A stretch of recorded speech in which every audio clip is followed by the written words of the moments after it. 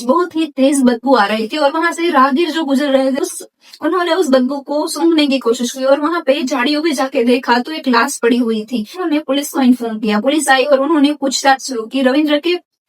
रविंद्र की जेब से एक धर्मशाला का बिल निकला जिसमें से 31 मई तक रविंद्र वहां पे ठहरा हुआ था। पुलिस ने वहां पे जाके पूछताछ की तो वो लाश रविंद्र बताया गया और फिर पुलिस ने उसकी फैमिली को इन्फॉर्म किया और उन्हें बुलाया और फिर रविंद्र की बॉडी का पोस्टमार्टम किया गया। उससे एक बात सामने आई कि रविंद्र की हत्या कर दी गई है और ये बात हमें सोचने पर मजबूर कर देती है कि रविंद्र देहरादून में रुका था और उसकी लाश उत्तराखंड में पाई गई और उसकी गाड़ी नोएडा में पाई गई। ये सब कुछ हुआ कैसे, ये बात हमें सोचने पर मजबूर कर देती है। पुलिस ने भी अपनी कड़ी कार्रवाई शुरू की और उसके सामने एक से बढ़कर एक साक्षी सामने आते गए।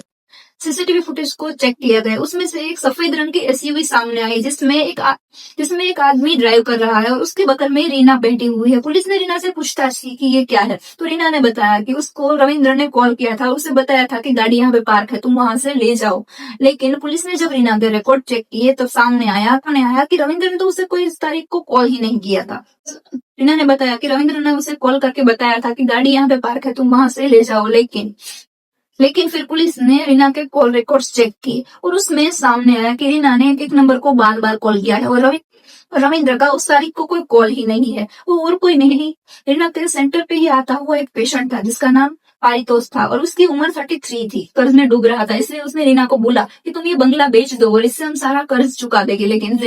लेकिन रीना को अपनी लग्जरियस लाइफ की आदत हो चुकी थी, वो ये बंगला बेचना नहीं चाहती थी। वो चाहती थी कि वो बंगला इसके पास रहे। यह पारितोष को अपना मुंह बोला भाई बताया था। एक दिन से परेशान हो जाती है और वो कहते हैं कि पारितोष ने हमें डिनर पे बुलाया है। वो रविंद्र को लेकर डिनर पे जाती है और वहां पे उसे बहुत सारी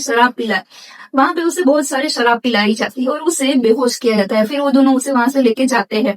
पारितोष हाथ में पाउडर लेके उसके गले पे वार रखता है जिससे रविंद्र की डेथ हो जाती है और फिर वो दोनों मिलकर उसे एक सुनसान इलाके में ले जाकर फेंक देते हैं और फिर नोएडा ले जाकर कार पार्क।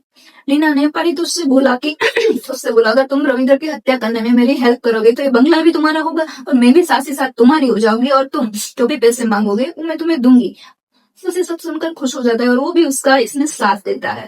दोनों कार लेकर नोएडा पहुंच जाते हैं और कार को वहीं पे पार्क कर देते हैं और फिर वो घर वापस आ जाते हैं और रीना रेगुलर की कंटेंट क्रिएट किया करती थी वैसे ही अपनी रेगुलर लाइफ शुरू कर देती है जैसे कुछ बना ही।